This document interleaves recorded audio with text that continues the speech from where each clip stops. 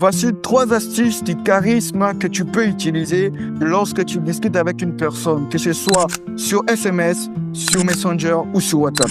Ces habitudes te feront paraître pour quelqu'un de distingué, de respectable et surtout de très charismatique. Avec ça, tout le monde serait pressé de discuter avec toi et surtout, tu seras capable de convaincre n'importe qui. Astuce numéro 1. N'écris jamais avec des fautes d'orthographe. Ou sinon, il faut limiter les fautes d'orthographe ou ne pas en faire du tout. Ce que je te conseille, c'est de discuter dans une langue qui te semble assez facile, dans laquelle tu feras le moins de fautes d'orthographe possible. Parce qu'avec beaucoup de fautes d'orthographe, tu paraîtras pour quelqu'un de moins intelligent. Alors que l'intelligence est l'un des facteurs les plus importants du charisme. Si tu parais moins intelligent, alors tu n'es pas charismatique. Astuce numéro 2.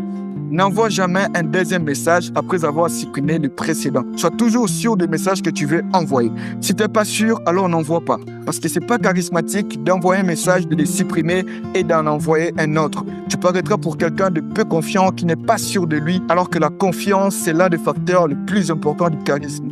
Et donc, tu n'es pas charismatique. Astuce numéro 3. N'écris jamais un roman lorsque tu discutes avec quelqu'un. Une personne aura toujours envie de te lire lorsque tu es capable de développer une idée profonde, mais en 2 ou 3 phrases. N'écris jamais plus de 5 phrases en un seul message, sinon ça deviendra un roman et donc un ennui pour te lire. Sois toujours bref, mais en développant des idées profondes, tu paraîtras pour quelqu'un d'intelligent qui est capable de dire beaucoup de choses en peu de phrases. Je te réserve encore beaucoup d'astuces comme ça, alors si tu as aimé, abonne-toi. Pour plus d'astuces comme ça, c'est pas ailleurs, c'est ici. Abonne-toi, Archange NGD.